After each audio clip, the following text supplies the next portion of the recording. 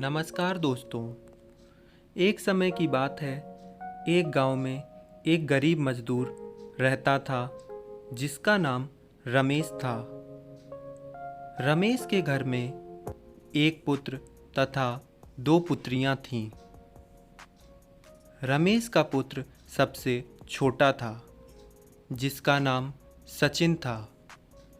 सचिन बचपन से ही बहुत तेजस्वी और चतुर बालक था।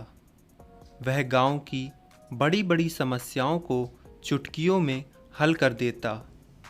इससे कई गांव वाले उससे बड़ा खुश रहते थे। लेकिन कई लोग ऐसे भी थे जो उसकी इस प्रतिभा से जलते थे। सब कुछ अच्छे से बीत रहा था। समय भी धीरे धीरे आगे बढ़ रहा था। सचिन अब बड़ा हो चला था। वह जब अपनी युवावस्था में पहुंचा तो उसका दिमाग और सोचने का नज़रिया एक अलग ही तरह का हो गया था। वह हर चीज़ को एक अलग ही दृष्टि से देखता और सोचता था। उसका बचपन से ही एक सपना था कि उसे बड़ा होकर बहुत अमीर व्यक्ति बनना है। इसके लिए उसने कई तरह के व्यापार में हाथ आजमाए, लेकिन हर व्यापार में उसे घाटे का ही सामना करना पड़ा। उसमें उसके पिता के बहुत सारे रुपयों की हानि हुई। इससे उसका पिता सचिन से बहुत गुस्सा रहने लगा था। सचिन के पिता को लगता था कि अब ये कुछ भी नहीं कर पाएगा, ये सिर्फ मेरे पैसों की बर्बादी कर रहा है।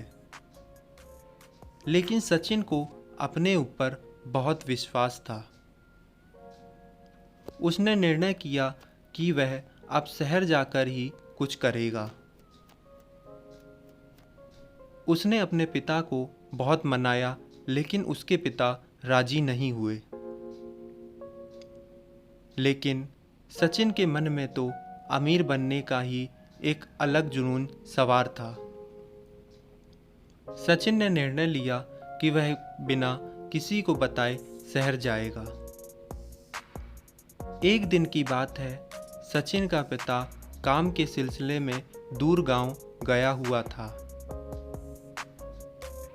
सचिन ने भी बिना किसी को बताए शहर जाने का निर्णय लिया और उसी दिन वह शहर चला गया।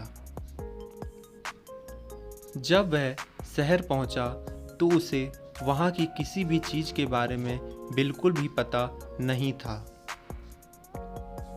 उसे कुछ भी नहीं समझ आ रहा था कि आगे वह क्या करे। उसके पास सिर्फ इतने ही रुपए थे कि वह एक समय का खाना खा सके। उसने निर्णय लिया कि वह वहीं फुटपाथ पर बैठकर जूतों की दुकान खोलेगा, क्योंकि उसके पास कोई भी काम उस समय नहीं था। उसने पहले दिन जब जूतों की पॉलिश का काम शुरू किया, उसके पास फिर पहले की ही तरह कोई ग्राहक नहीं आया। 3-4 दिन ऐसे ही बीत गए। फिर एक दिन एक अमीर आदमी उसके यहाँ जूते पॉलिश करवाने आया। उसने सचिन की हालत देखी। उसने कहा, तुम जो ये काम कर रहे हो, तुम उसके लायक लगते तो नहीं हो। मैं तुम्हें देखकर बता सकता हूँ कि तुम्हारी प्रतिभा इससे कहीं ज़्यादा है। उसने सचिन से कहा कि तुम और क्या क्या कर सकते हो। सचिन ने उत्तर दिया, मैं तो गांव से आया था अमीर बनने के लिए, लेकिन मेरे पास कुछ भी काम करने के लिए नहीं है। अब तो मुझे लगता है कि मैं कहीं का भी नहीं रह गया हूँ। मेरा जीवन यहीं अब खत्म हो जाएगा। उस अमीर व्यक्ति ने सचिन से कहा, तुम परेशान मत हो, मैं तुम्हें काम दूंगा। उस अमीर व्यक्ति ने सचिन को अपने यहाँ काम पर रख लिया। सचिन वहाँ पर मन लगाकर काम करता। सचिन की प्रतिभा से उसका मालिक बहुत खुश रहता। सचिन कई बड़ी बड़ी समस्याओं को पहले की ही भांति बहुत अच्छे से और सरल तरीके से हल कर देता। अब उसके काम में बहुत तरक्की होने लगी थी और वह बहुत ही जल्दी एक ऊंचे मुकाम पर पहुंच गया था। लेकिन ना जाने क्यों उसके मालिक को यह बात रास नहीं आई। उसने मन में सोचा कि अरे, मैं तो जिस स्थिति पर 15 साल में पहुंचा था, ये तो मात्र 6 महीने में ही पहुंच गया। ये अगर ऐसे ही बढ़ता रहा तो एक दिन ये अलग होकर मुझसे एक बहुत बड़ा मुकाम हासिल कर लेगा और शायद मुझे बर्बाद कर देगा। लेकिन सचिन के मन में ऐसा कुछ भी नहीं था।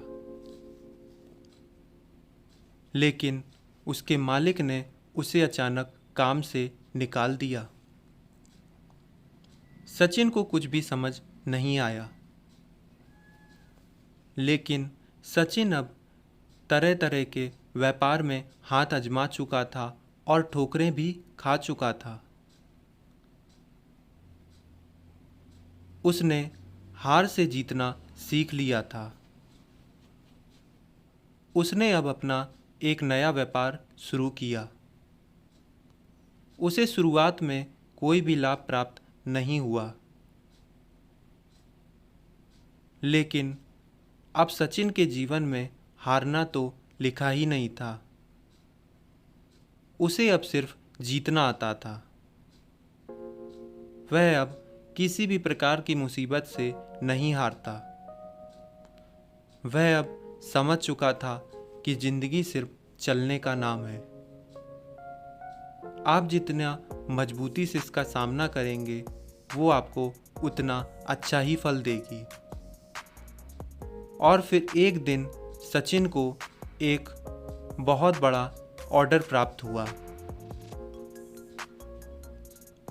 जिसने उसका जीवन ही बदल दिया।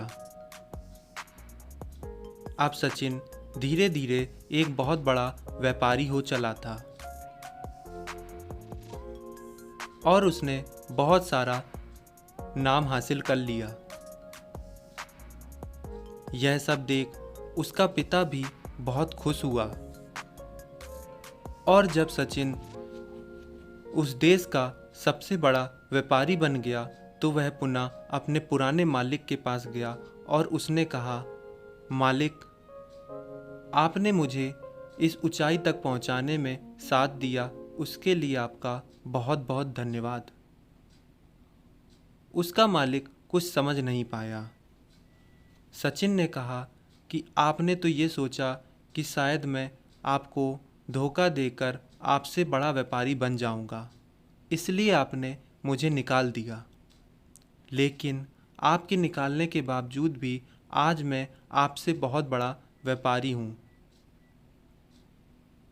इसके लिए आप ही मेरे कर्ता धर्ता हैं।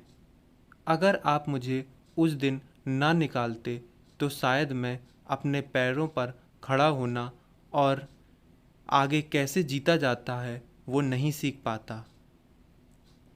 अब मैं समझ चुका हूँ कि ज़िंदगी में आप जब अकेले होते हो, आपका कोई साथ देने वाला नहीं होता, तभी आप अपने असली मुकाम को हासिल करते हो।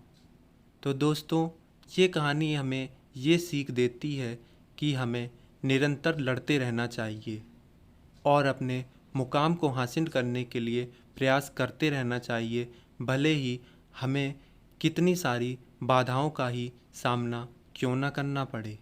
धन्यवाद।